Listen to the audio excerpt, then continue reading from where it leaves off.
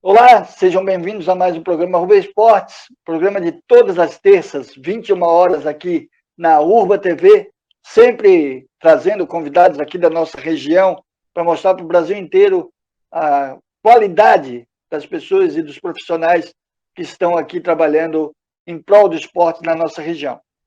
Hoje a gente está trazendo aí dois convidados de áreas diferentes, mas ligados ao esporte. O Diego Miller, que é do Atlético Feminino, Atlético Catarinense Feminino, que faz um trabalho incansável para que o futsal feminino tenha relevância, mais relevância ainda. Eles começaram um trabalho sensacional, ele e a Thay, dois abnegados que lutam diariamente em prol do futsal feminino, e também meu querido amigo de infância e colunista do ND, tanto na mídia digital quanto na TV, o Fábio Machado, que tem programa, tem o seu horário de comentários segunda, quarta e sexta na NDTV e também diariamente numa coluna no Jornal Notícias do Dia. Dois convidados aí para vocês conhecerem um pouco da trajetória e do que eles têm de conhecimento aí sobre o futsal e também do futebol. Estamos bem, né, Fábio? Estivemos melhor como um todo aqui na Santa Catarina, com 4 representantes na Série A. Hoje só temos a Chapecoense, mas falando assim nessa evolução dos Não tem nem anos, a gente melhorou comparação, Renato. bastante, né? Não tem nem comparação. Hoje o Sub-15 do Avaí, do Figueirense, tem mais membros na comissão técnica do que tinha o time profissional lá nos anos 80. Não existe comparação. Eu sempre costumo dizer que um dos jogos mais importantes do Avaí foi contra o Santos, em 72, né? E se tu parar para perceber, tu vai ver que no uniforme do Avaí não tem nenhum distintivo. Para te ver a pobreza que era. O uniforme do Avaí não tinha distintivo. O do Santos tinha, mas do Avaí não tinha. Porque era pobre, eles não tinham dinheiro nem para bordar o tecido. Então não tem comparação. Tu falou aí de João Salum, que pegava e costurava o uniforme, é verdade. Aí tu ia no Scarpelli, a mesma coisa. Tu ia lá, tava a roupa no varal lá pro próximo jogo. Não tinha essa história de trocar camisa. É evidente que a evolução ela é enorme, né? Ela é enorme. Eu repito, sub-17, sub-15, sub-14 hoje tem mais membros ali para trabalhar em cima dos atletas do que tinha antes. Antes era o preparador físico e o treinador e só, né? E o diretor de futebol, que muitas vezes só ia lá numa quarta-feira. Então não tem comparação. Tu lembra de diretor ou barra gerente? Eu me lembro do Cláudio Wagner, Ah, o Cláudio Wagner, que exatamente. foi uma das primeiras referências nesse setor, né? É, De gerência de futebol, né? Era um cara visionário, né? Da época. Depois o João é. Carlos Dias, que Mas veio teve o Mário mais César recente, Campos, mas teve o, teve o, como teve o Passos no Passos, Figueirense. É, sim, tem uma Joel turma, né? Passos, né? Joel Passos, teve uma turma que se dedicou bastante, né? Só que era um trabalho muito difícil, muito complicado, né? Era uma carência total, é um absurdo que era É uma anos junção de 70. função, né? Uma junção de É, função que eles tinham que fazer, porque eram tipo 3, 4 pessoas. Hoje tu tem 15, hoje tem o diretor, tem o gerente de tem. futebol, tem o fisiologista, tem o nutricionista, tem a psicóloga, tem 4 massagistas, tem 4 treinadores de goleiro, tem isso que eu estou falando de time profissional, né? Então não se compara, não existe comparação. Não é importante. E trazendo para o futsal, o Diego tem bastante experiência se tratando de campeonatos e de função. Do tempo que tu começou para hoje, tu já nota uma diferença no futebol feminino e no futsal como um todo, Diego? O futebol 7 em si ele vem crescendo, né? Ele ainda, assim como tantas outras instituições, como aconteceu no futsal, como aconteceu no vôlei, o basquete eu não estou muito por dentro, mas acontece que tem muitos denominados instituições para tentar fazer a modalidade em si, entendeu? Isso acaba prejudicando um pouquinho, porque acaba dividindo um pouco as coisas. Mas hoje a gente está vivendo uma realidade que está numa crescente. Tem muitas equipes pegando nomes de grandes clubes para representar na quadra. Isso está trazendo visibilidade, está trazendo mídia, está trazendo marketing, que isso é importante, né? Tem que aparecer, não adianta. Hoje em dia, tudo é marketing, tudo é visibilidade, então quanto mais se vê, mais falado é, mais corrida atrás é. E desde quando eu comecei até o momento, eu estou dentro do futebol 7 feminino em si. Já tive as oportunidades de entrar no masculino, não tive interesse porque eu não tinha tempo, só que a modalidade vem crescendo de uma forma que as atletas e os membros que estão envolvidos estão começando a entender que tem que trabalhar para fazer render. Quando eu comecei era muito amadorzão, assim, muito de reunir um grupo e jogar. Não tinha muitas instituições, não tinha federações, não tinha grandes equipes, então a gente vem nessa batalha de crescente. Hoje o Atlético está inserido numa realidade de crescente que eu digo de estar envolvido diretamente com equipes que estão querendo se tornar profissionais um dia. Talvez não seja a nossa realidade agora, talvez eu não esteja fazendo para mim, isso que eu digo, mas esteja fazendo para alguém daqui a 10 anos, por exemplo, como perdurou aí para mim o mais recente, o futsal, né? Então a gente está crescendo, os times estão se estruturando, estão buscando verdadeiros patrocínios que realmente estão investindo. Lógico, as equipes masculinas com nomes de grandes clubes têm mais coisas que o feminino, logicamente, né? Como a nossa realidade hoje tem Flamengo, tem Grêmio, aqui mais próximo da gente aí Figueirense, Avaí, Chapecoense, estão dando seus nomes, cedendo essa possibilidade de usarem o nome e assim conseguir um recurso melhor, né? E todas as equipes estão estruturadas na parte interna. Quando eu iniciei era só eu de técnico. Hoje a gente já tem fotografia, a gente já tem fisioterapia, a gente já tem auxiliar técnico, a gente já tem preparador físico. E todas as outras equipes também estão nesse processo de crescente. Estão gerando um grupo, uma equipe por trás para fazer o futebol render ali na frente. Estão abrindo caminho, né? É aquela coisa do pegar o facão e abrir o caminho, o mato, cortar o mato e abrir o caminho para ter um futuro melhor e também está inserido nesse futuro. Não quer dizer que tu abre o caminho, que tu tem que dar espaço para os outros, tu está inserido. As regras modificaram muito ao longo desse tempo aí que tu está aí à frente do Atlético Catarinense, ou Diego? As regras em si, elas eram um padrão para todo mundo, né? Aí hoje a gente está jogando por uma empresa e essa empresa é que está fazendo as maiores competições da modalidade. A gente já está jogando competição internacional, a gente já está criando seleções, agora nesse ano vai ter a estreia da seleção catarinense.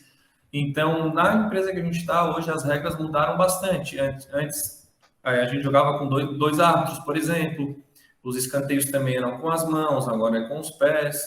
Mas o de principal foram essas duas principais mudanças. E final de jogo em decisão, geralmente era decidido no shootout, né? Aquele lance de tiro direto, que tu conduz a bola em 5 segundos. Hoje, onde a gente está, é decidido no pênalti. O shootout só acontece quando estoura o número de faltas ali, que são 5 faltas, e a partir da sexta tem o shootout. Mas grandes mudanças, assim, evoluções, eu acredito que são essas as principais. No geral, é o futsal, o futebol ali em si, falta, questionamento de falta, lateral, enfim. Mudou mais assim a forma como tu lida com o time, né? Tu tem 2 times, 2 formações para manter a marcação, o alto nível. Tem times aí que tem 2 formações, né? Sim. Nessa situação aí, no feminino em si, tem poucas equipes que têm 2 formações que mudam o tempo todo, tá? No masculino já tem algumas realidades que tem times que mudam os 6 atletas de 10 em 10 minutos, por exemplo. Que daí são, por exemplo, o time do México faz isso. É um time profissional, vem do futsal e eles mexem o tempo todo. E isso é uma crescente. Aqui tem umas equipes já fazendo parecido, né? Trocando de 3 em 3, de 4 em 4. Mas principalmente assim, hoje o Grêmio está trabalhando assim. O Grêmio tem 2 até 3 sextetos muito fortes. Aí eles têm condições de estar trocando o tempo inteiro. Aqui o feminino em si ainda não tem essa força toda, né? Para poder trocar o tempo todo, o grupo todo e manter o mesmo nível técnico. Aí tem algumas equipes que vêm do futsal que conseguem construir mais o jogo, mas tem umas equipes que já têm mais um fundamento de campo e se posicionam um pouco mais parados, um pouco mais fixos. E assim vai indo. Tu falou de penalidades e prorrogação. O Fábio não é muito a favor de prorrogação, né, Fábio? Não, eu não sou eu acho que no futebol de campo, a prorrogação hoje não deveria acabar, porque já é uma exigência física muito grande, né? Hoje se corre muito, e no final vai ser decidido do mesmo jeito, quer dizer, então já vai direto para a penalidade, a emoção é a mesma. Eu acho que se eu tivesse a caneta, acabaria com todas as prorrogações. Eu acho que é desumano hoje. Eu estou aqui, né? Não sou preparador físico, mas Pelo hoje um nível atleta de exigência do jogo também, né, Fábio? hoje um atleta Aumentou corre muito, né? 11, corre 12 quilômetros, quer dizer, pô, o cara corre 12 quilômetros durante 90 minutos, mais o acréscimo. Aí vai ter que correr mais meia hora. Cara, isso é desumano. Eu acho desumano. Termina o jogo, cara. Vai pro pênalti. A emoção é a mesma. E tem competições tipo a Copa do Mundo que tu pode participar de 3, 4 prorrogações, É, né? E o atleta em si ele corre muito risco de se lesionar, né, gente? Quando e ainda tem um desequilíbrio técnico. Por exemplo, né? Como tu falou, uma seleção passa por 2 prorrogações, a outra não passa prorrogação nenhuma. Cara, tu vai parar para pensar, são 15, 30, são 60. Aquele time jogou 1 hora a mais no espaço de uma semana. É desumano, cara. É desumano, na minha avaliação. Dos acréscimos, como tu falou, né, Fábio? Acréscimo do primeiro tempo, acréscimo do segundo tempo, geralmente dá 7 minutos, 8 minutos a mais. Né? E a parte psicológica, né? Eu acho que influencia também bastante, né? Que eu acho que uma não dá para viver sem a outra.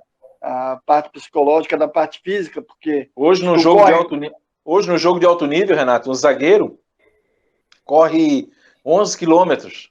Na Copa de 70, quem mais correu foi o Jairzinho, correu 9 quilômetros. Para ter uma ideia. Olha o que é era isso. O super-homem, né, naquela época. E era o super-homem naquela época. A gente também não pode esquecer que era outro momento, né? De preparo físico, de esforço físico, de trabalho. Sim, claro, mas é. O Brasil era de ponta, né, nesse sentido, né? Com mas a referência que eu estou usando, olha só, eu estou dizendo que um zagueiro hoje corre 11 quilômetros. Um zagueiro. Lá na Copa de 70 era um atacante. Então, para vocês verem como ficou mais. A exigência ficou maior, né? Sim, ficou mais. E a vinda em 74 da Holanda para revolucionar, né? Hoje. Não guardando posição, aquele carrossel que não foi campeã, mas é mais referência do que o time campeão daquela Copa. Né? Verdade. É interessante. Como o Guardiola tem referências do futebol brasileiro de 70 e 82, a Holanda de 74 foi e ainda é referência para muita gente em muitos lugares do mundo. Né? Hoje ainda está se voltando em alguns momentos aí a parte de tática de um 3-4-3, que é muito parecido com o que a Holanda fazia. Hoje o esquema da moda é o 5-3-2, né? A linha de 5 atrás, com 3 volantes, 3 meias e 2 atacantes. Aquela coisa de não deixar ou fazer um lançamento da diagonal que os times também se acostumaram a fazer, da direita para a esquerda, de esquerda para a direita, o jogador com o pé trocado de um lado, aquela coisa. E a linha de 5 eles estão tentando.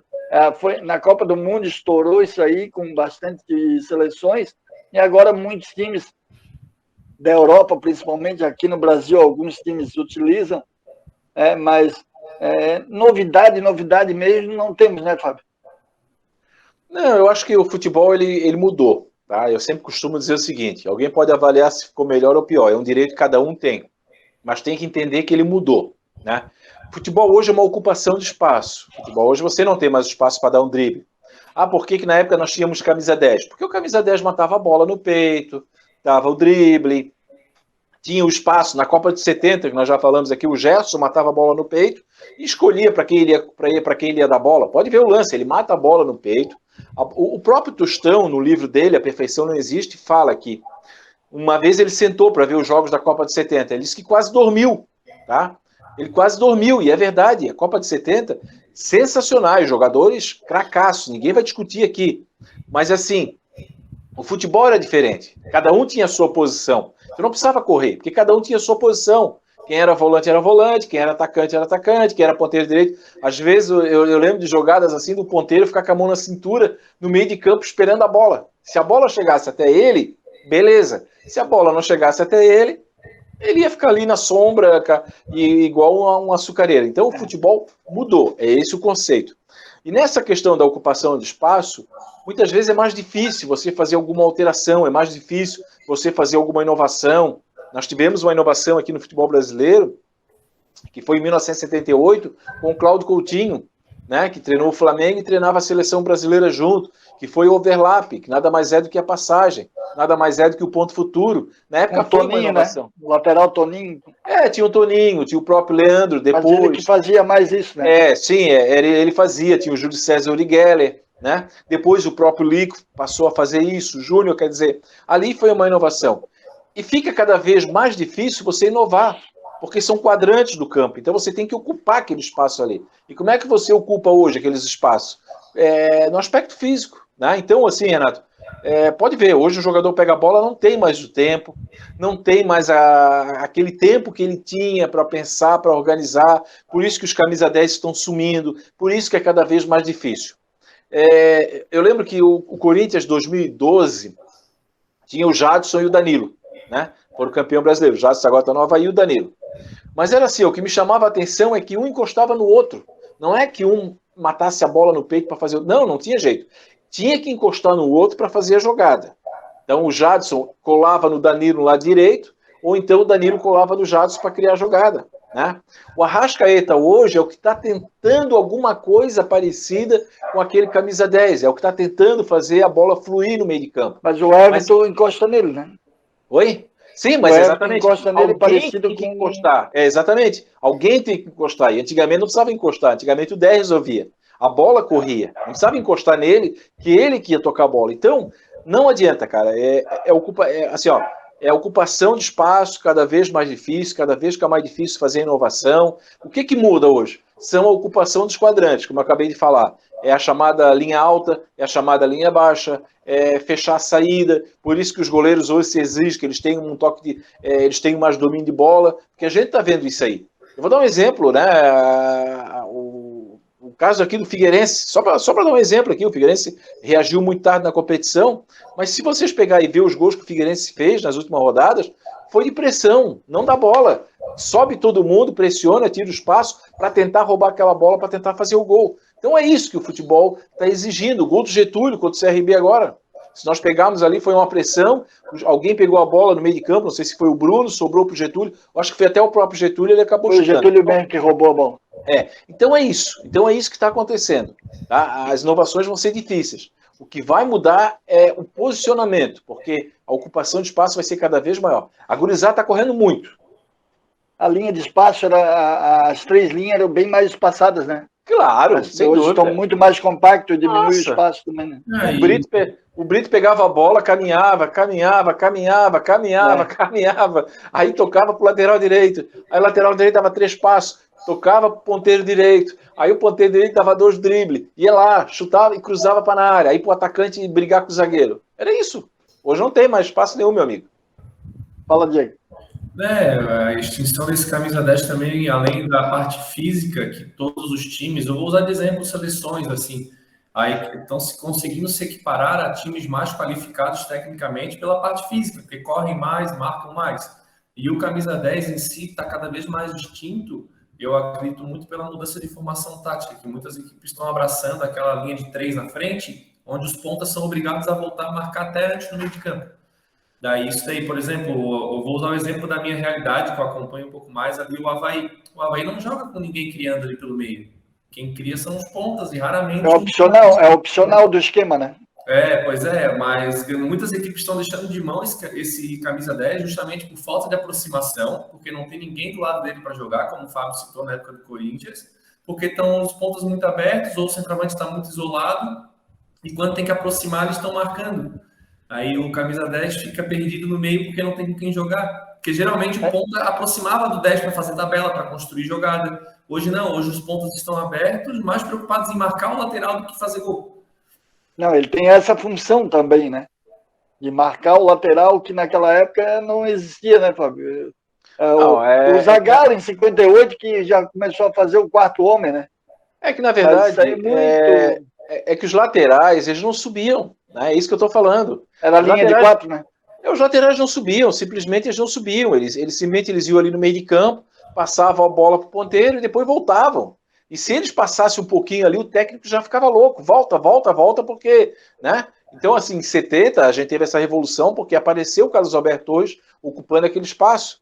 E aí o que acontece? Quando os laterais começam a subir, você começa a exigir que os seus ponteiros marquem os laterais, porque o lateral acaba sendo um jogador a mais no ataque, entendeu? Então, assim, tudo isso, viu, Diego e Renato, tudo que nós estamos falando aqui, como é que sumir os ponteiros, que o lateral tem que marcar que o atacante tem que marcar o lateral, tudo isso passa pela evolução física. Tudo vai passar pela evolução física, não tem jeito, né?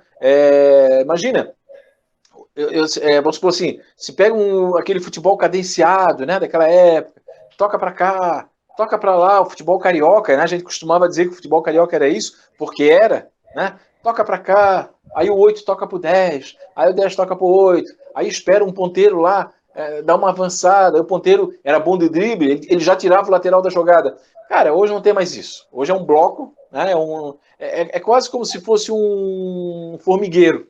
Pode ver, tá todo mundo grudadinho, todo mundo vai ocupando aquele espaço, todo mundo vai e volta. Pode ver, o time hoje, tirando o goleiro, e muitas vezes até o goleiro participa, ele vai e volta. Ele vai e volta. Então é mais ou menos isso. E sempre tentando ocupar os espaços. Porque se ele não fechar, meu amigo, o adversário ocupa.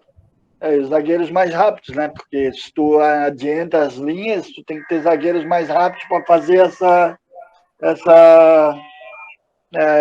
mudança, fazer até cobertura, né?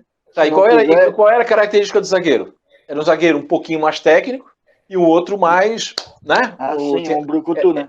Era um Gamarra e o Batata, né? Aquela dupla do Corinthians. Era um Gamarra para tirar com elegância e um Batata para dar uma porrada. Mas nenhum deles era exigido rapidez. Não era exigido rapidez. Porque eles ficavam ali, era um back de fazenda. Hoje, meu amigo, se o cara não correr, cara, vou dizer, não tem jogador hoje que se não correr, vai ganhar vaga no time. Não adianta. Por que abriu um Cafu? Por que um Cafu foi campeão mundial? Por causa do aspecto físico. Porque ele corria o tempo inteiro, ele ia e voltava, ele se adaptou ao mundo moderno. Talvez um Cafu lá nos anos 70 fosse reserva do Carlos Alberto Torres. Então mudou e muito. O que vocês consideram o último 10 aí, ou um jogador que seja camisa 10 na nossa época? O Messi é o 10? Deixa eu passar aí para o nosso Diego, que hoje fez um ensaio. Ele fez um ensaio na praia, é a nova abertura do Fantástico, vai ser o Diego. Fala aí, Diego. Coisa linda, né? O Fábio não perde uma, né, cara? Esse bicho só aparece para incomodar, cara. Ele só indica, né? Elogio, para te parabenizar. Não, ele só aparece para te incomodar. Eu torcendo para aparecer um jacaré de 6 metros ali para ir. Só indicando, não, Diego. Cara, para mim, o que mais se aproxima realmente poderia ser o Messi, para a camisa 10, por causa do dom que ele tem para criar, para construir. Só que o futebol, depois do Guardiola ali, obrigou que ele jogasse mais pelo lado de campo, vamos dizer assim, né? Quando ele perdeu a dupla, Iniesta e Xavi. E o Xavi, que me deu um branquinho aqui. Que os dois, eles compunham um meio de campo fenomenal e deixavam o Messi livre para poder construir, criar o que ele mais achava viável para construir. Outro que para mim se aproxima bastante hoje é o De Bruyne, do Manchester, que para mim ele é um camisa 10 clássico, e o Guardiola tem o dom de fazer com que um jogador se torne um camisa 10 clássico. É um cara que cria, é um cara que dribla, é um cara que finaliza, é um cara que busca, é um cara que bate no peito e vai pro jogo. E trazendo para a nossa realidade, para a nossa realidade brasileira aqui, eu não vou falar por ser... Talvez muita gente vai entender que seja isso, por torcer para o Avaí em si. Para mim, o Marquinhos foi um grande camisa 10, que não tinha exigência nenhuma de marcar, por exemplo. A bola só chegava nele para que ele tentasse criar ou construir. O próprio Fernandes no Figueirense também não tinha exigência nenhuma de marcar ou cercar alguém. Mas a bola chegava com liberdade para construir. O time todo procurava para fazer essa construção, que o camisa 10 é esse cara. Para organizar o time, para pegar, botar a bola no chão. Peraí, eu tô aqui. Tu corre para lá. Mas ele sabia finalizar também, né? O 10 que sabia finalizar também, né? Mas todo 10 sabia finalizar, Renato. Sim, não, é isso que eu tô falando. A gente tem um exemplo sabe finalizar. Sabia bater escanteio, sabia fazer tudo. O camisa 10 bola parada, falta. né? Ia fazer tudo um pouco assim. Agora, eu concordo com o Diego, tá? O Diego relacionou aí. Mas assim, ó, nós tivemos algumas tentativas de camisa 10. Por exemplo, o Douglas, na fase boa dele, na fase do Criciúma, na fase do Corinthians, o Rodriguinho, o próprio Jadson, lá na época do Corinthians, o Danilo, né? Nós tivemos, assim, algumas, digamos que tentativas, né, de ter um camisa 10. E aqui em Santa Catarina, além do Fernandes, que o Diego citou, eu acho que não é questão não de bairrismo, não. Eu acho que o último camisa 10 no futebol catarinense se chamava Marquinhos Santos, né? A forma que ele jogava, como disse o Diego, não tinha, né? Pelo menos assim, de longe, a obrigação de marcar. Claro que ele tinha que dar aquela voltar. E o Marquinhos dava uns miguezão às vezes, né? Mas é verdade. Mas a bola no pé dele, cara, ele resolvia. A bola no pé dele, se tivesse que dar um lançamento de um meio campo, ele deixava o atacante, ele pifava o atacante. Se tivesse que bater uma falta, ele cobrava uma falta. Se tivesse que bater um escanteio, né? Então, aqui no nosso cenário aqui foi isso. Agora, anos 70, não, Renato, aí nós temos... Aí a gente vai pegar, porque todo time tinha um camisa 10. Sócrates, Zico, de Cá, Zenon, não vou nem dizer os times, né? Pita. De Cá, Zenon, Pita, todo time tinha. Todo time tinha um camisa 10, né? Por incrível que pareça, o próprio Falcão, que jogava de volante, era um camisa 10. Porque ele subia, ele armava. Então, assim, todo time tinha um camisa 10.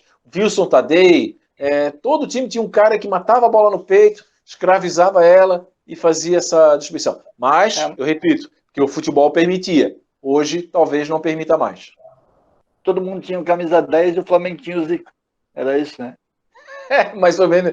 Mas todo mundo tinha. Mas todo mundo tinha. Eu estou dizendo, porque quando vem a referência de camisa 10, qual é a primeira referência que vem? Daquela época. Pelé, né? Enfim, o Pelé um pouquinho antes. Sim. Agora, Renato, o Diego, olha só, essa semana eu estava conversando aqui na esquina da minha rua, e eu contei uma coisa, cara, que todos eles disseram assim para mim: cara, tu tem razão. Futebol amador, tá?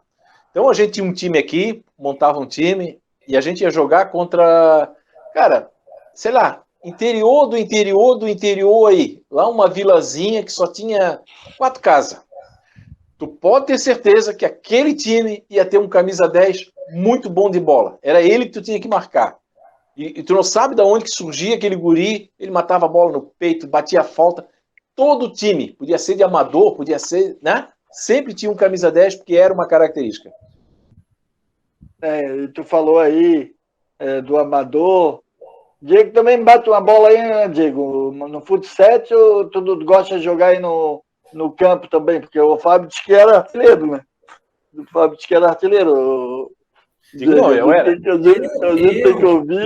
Eu presenciei o Fábio apanhando em quadra de futsal. Se tu vê a banda que ele tomou, rapaz, coisa feia, achei que ia quebrar a perna. Não lembro disso. Mas foi sozinho, foi pro vento. Ninguém para. Depois ele quer que eu respeite ele aí. Ó.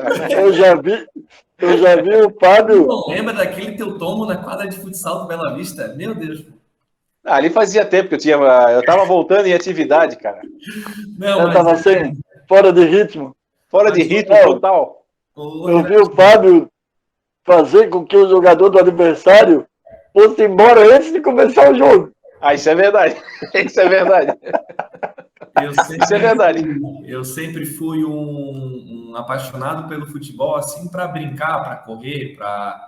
Enfim, né? Até quando eu era mais novo, eu nem acompanhava muito futebol. Eu comecei a acompanhar, acho que com 15 anos. Acompanhar de parar para assistir, de parar para entender, sabe? Eu aprendi a chutar bola depois de 10 anos de idade, gente. Eu comecei tarde com futebol, até porque eu não tinha estímulo em casa, né? Meus pais nunca me pegaram uma bola de futebol e ficaram brincando comigo na garagem, por exemplo. Tinha lá, mas era para correr, não tinha assim, essa motivação. Mas eu cresci um pouquinho, aprendi um pouquinho, joguei um pouquinho de amador, né? Cheguei a jogar sub-20 ali pelo fundo de Biguaçu, mas foi pouco tempo. Eu acabei me machucando muitas vezes, então isso me prejudicou bastante. Hoje eu só brinco mesmo, só bato uma peladinha ali para desestressar, porque eu também tô meio barrigudinho, né? Então não tem como inventar muito. Mas eu brinco. A Thay gosta muito de falar que diz que eu sei jogar, mas eu falo pra ela que não. É porque ela gosta de mim mesmo, senão... Cara, o importante é se divertir, o importante é ser feliz, o importante é aproveitar. Eu fui tentar bater uma bola no passado, quebrar o meu joelho, ver se eu aguento, né? mas eu estou me recuperando aí, mas qualquer hora qualquer hora eu volto só para pegar e tocar para o lado, para estar envolvido ali. Até E aquela falando coleção, a coleção de camisa tua, Fábio, como é que tá? Ainda tem um projeto ainda de fazer aquela exposição? Quem sabe aí mais tarde a gente vai, porque vai aumentando cada vez mais, né? A última tem uma camisa muito especial, que é a do Maceió, que é um time fundado pelo meu pai e os amigos aqui no Bela Vista 2, aqui no Altos do Bela Vista 2, e a gente fez um encontro e mandamos fazer uma camisa retrô. Inclusive eu mandei pro meu pai agora, ele vestiu, né? Mas eu tenho bastante, eu não sei nem quantas eu tenho, viu, Renato? E é engraçado que essa coleção, eu acho que o bom da coleção é isso, ela começou a surgir naturalmente, eu não tive intenção de fazer uma coleção. Como eu trabalhava no futebol amador, então a gente foi lá, fazia um trabalho legal, os caras diziam, Fábio, eu quero te dar uma camisa. Aí o cara lá do Paysandu me dava, aí do Fundos me dava uma camiseta. Aí daqui a pouco eu fui ver, fui guardando, né?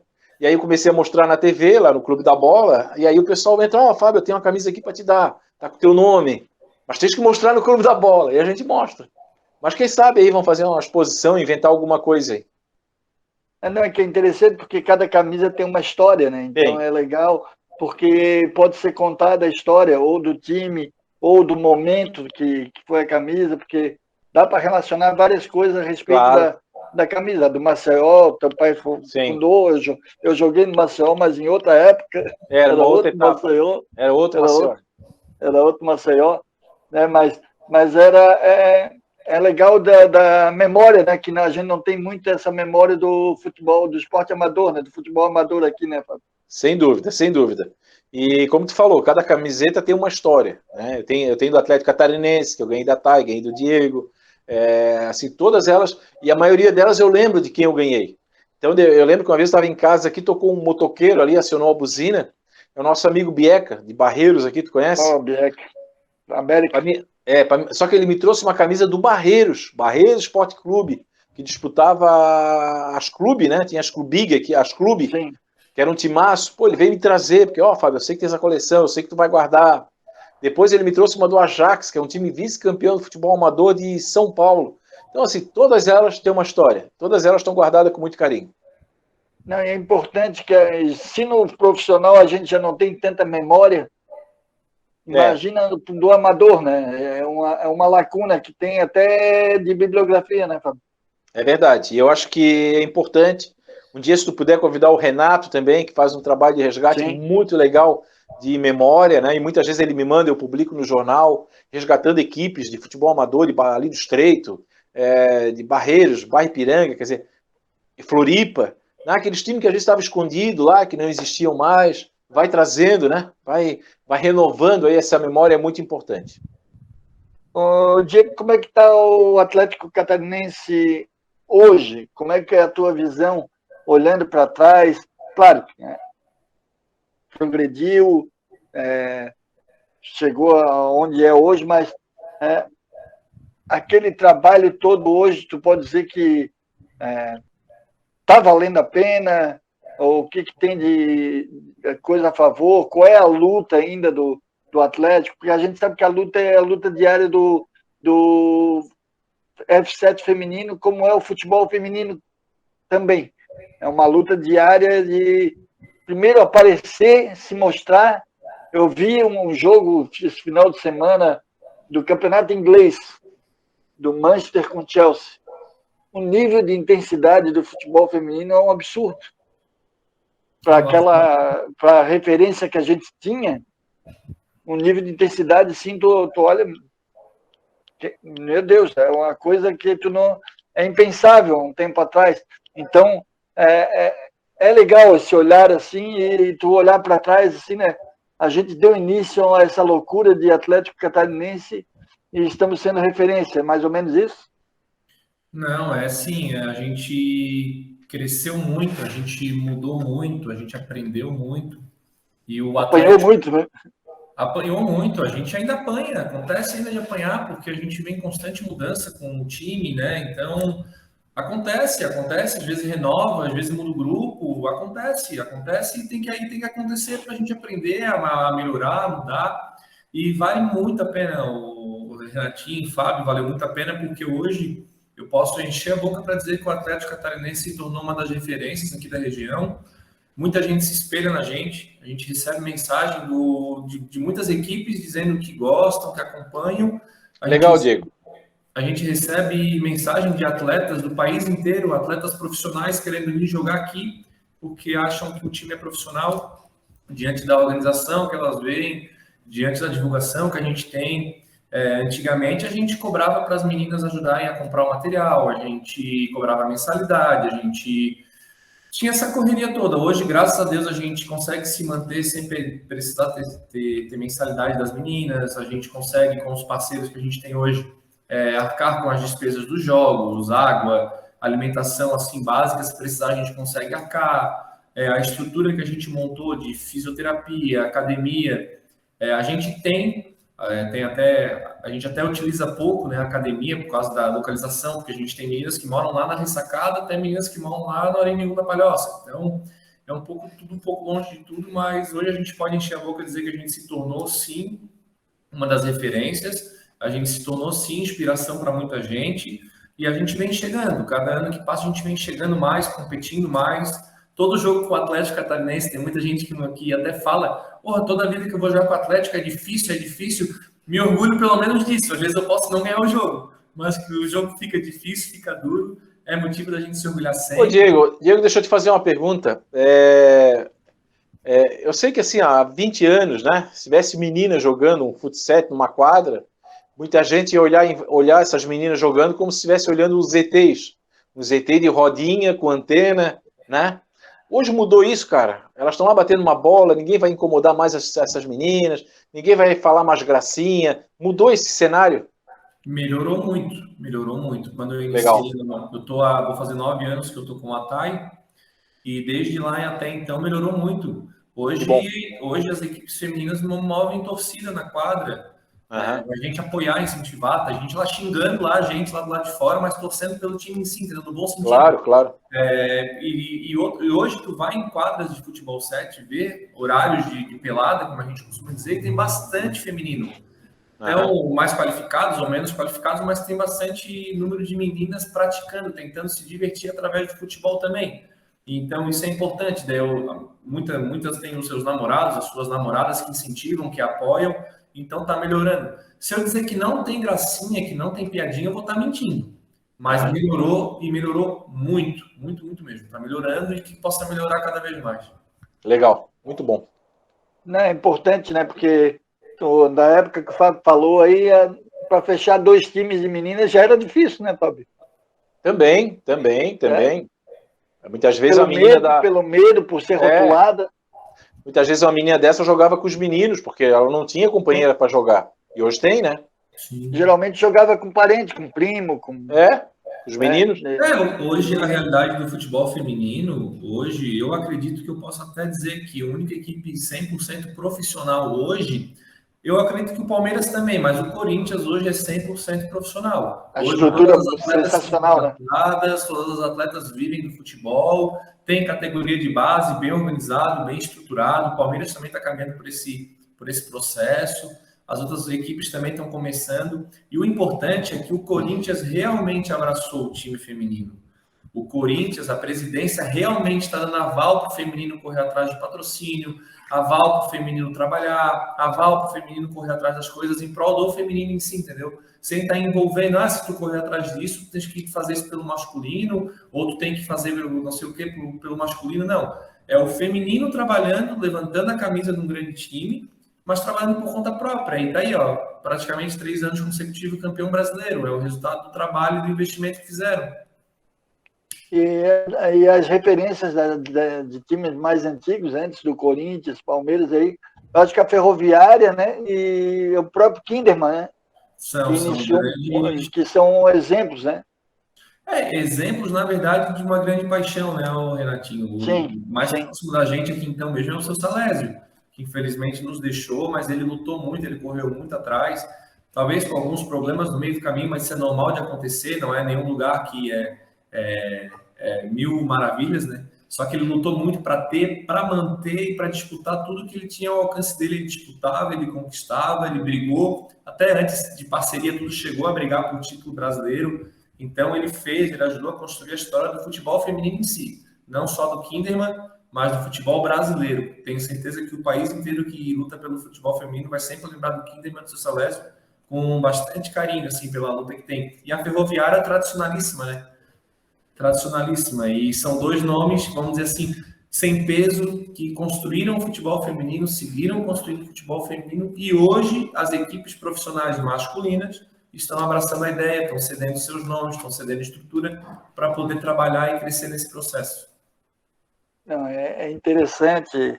Sou da época do radar, né? Sou da época do radar, lembra? Sim, do radar. O radar acho que talvez tenha sido o primeiro. Porque no Rio de Janeiro sempre eu acho que teve feminino no futebol de areia. É.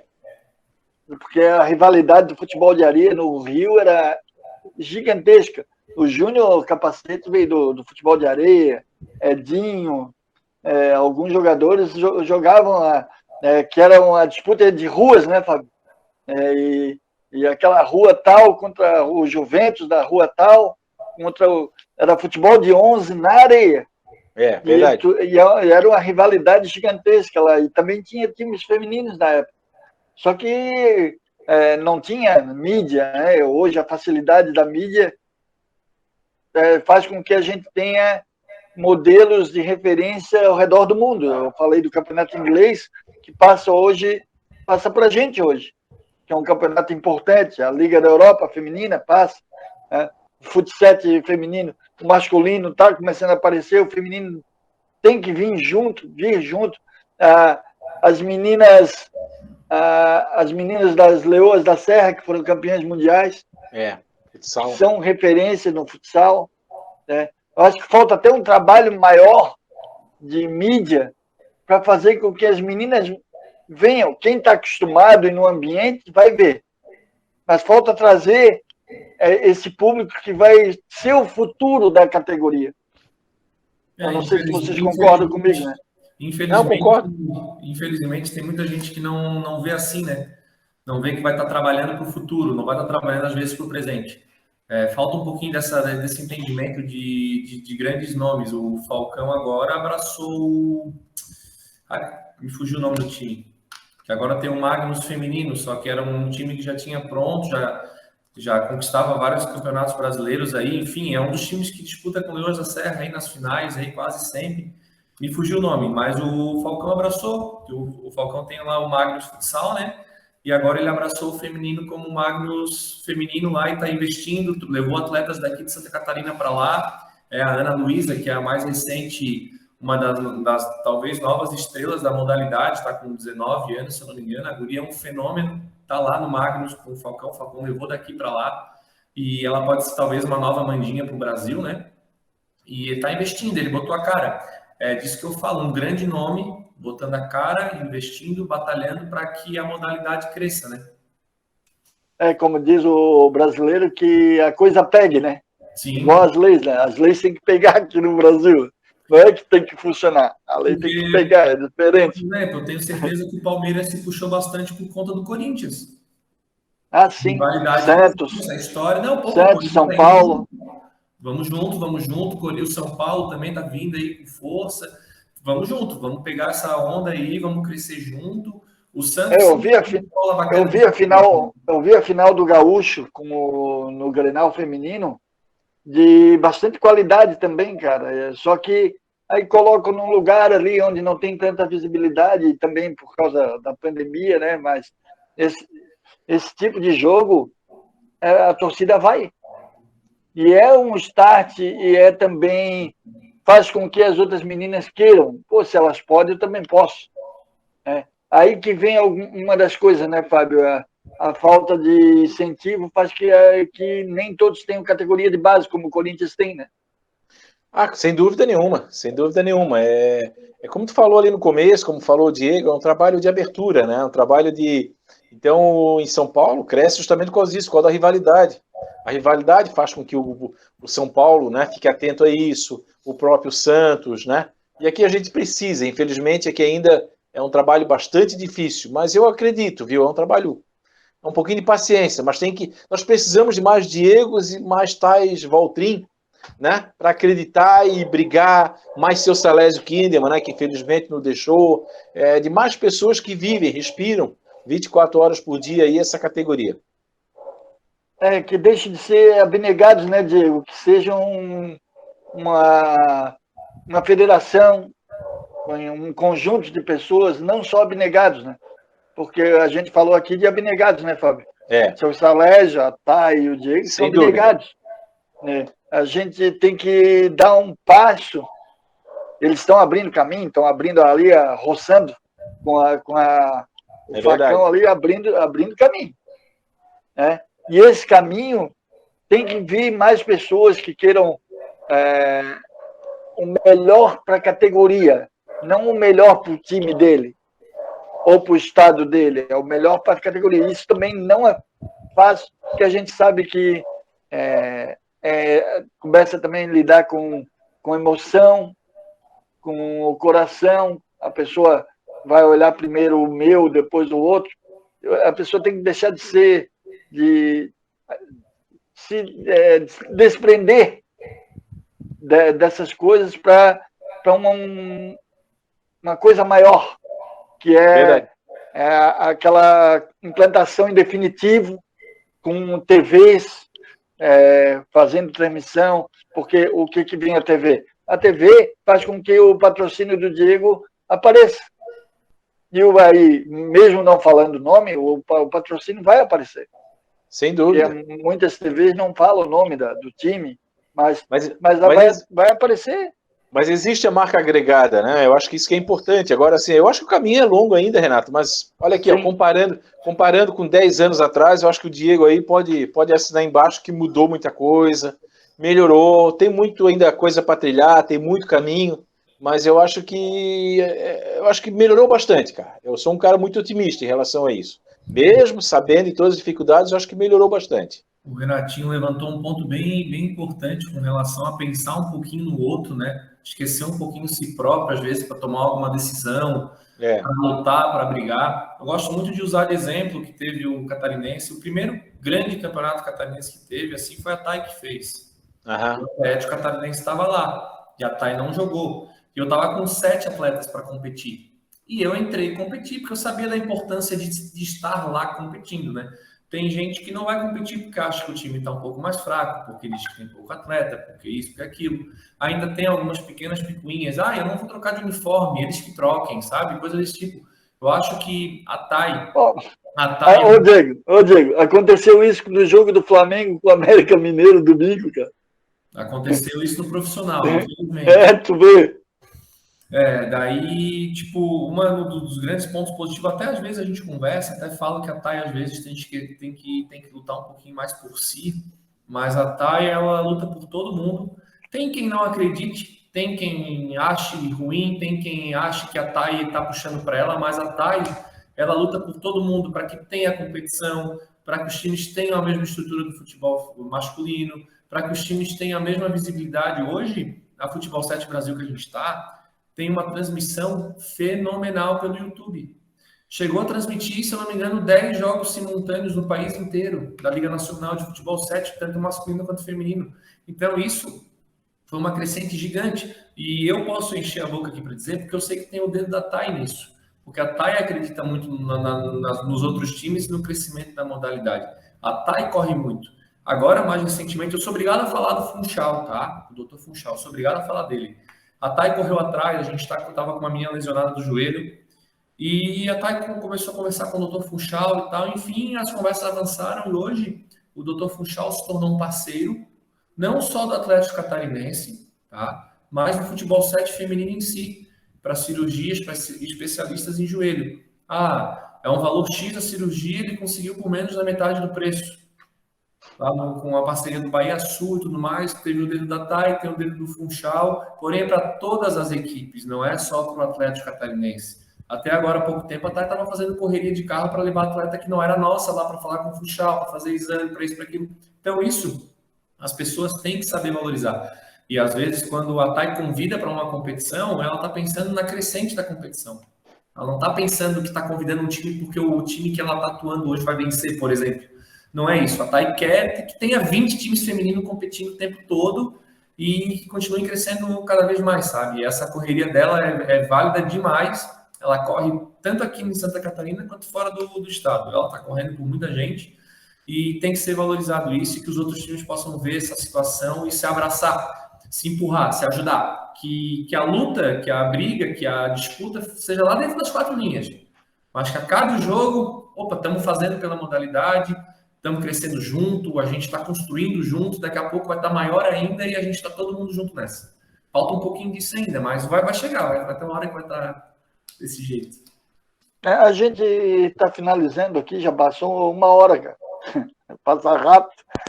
Eu queria perguntar para ti, Diego, para a gente finalizar aí, quais são os projetos aí do Atlético agora, a partir desse momento aí até o final do ano, para 2022. Hoje a gente está com importantes parceiros no time e a gente tem a intenção de estar cada vez mais próximo do profissional. Essa é uma realidade nossa. A gente está buscando recursos, está buscando parceiros, espaços para poder ter uma estrutura, para, por exemplo, ter uma casa atleta para ter atletas por aqui vivendo no futsal. É uma realidade que a gente está buscando, a gente está lutando, tá? Não é fácil, porque precisa de muita gente envolvida, né? Precisa de muitos meios para ter isso, né? Muitos meios legais e tudo mais, mas a gente está buscando isso. Hoje, a gente já oferece para nossas meninas uma estrutura top. Eu posso até dizer que é a melhor da região, a nossa estrutura hoje para modalidade, tudo que a gente oferece, né? As meninas não têm gasto com nada, elas só têm que se locomover até o jogo. É o que a gente espera delas. O restante, material, alimentação, bebida, inscrição, enfim, tudo que vocês imaginam a gente está conseguindo ter e manter, né? Fisioterapia, academia, quadra para treino, enfim. Hoje a gente já tem uma estrutura bem bacana e a gente quer melhorar essa estrutura. A gente quer tentar ter algo melhor, tentar trazer meninas para agregar ao coletivo e para engrandecer ainda mais o Atlético e a modalidade, né? E esse, o projeto é tentar chegar em mais alguma final até final do ano. Se Deus quiser, o estadual começou de novo. A gente vem de 2 vice-campeonatos seguidos, mas a gente quer chegar de novo na final, com um novo time de novo. Mas a gente está lutando para isso e acredito que a gente tem condições de chegar e terminar aí o ano bem. Acho que é isso.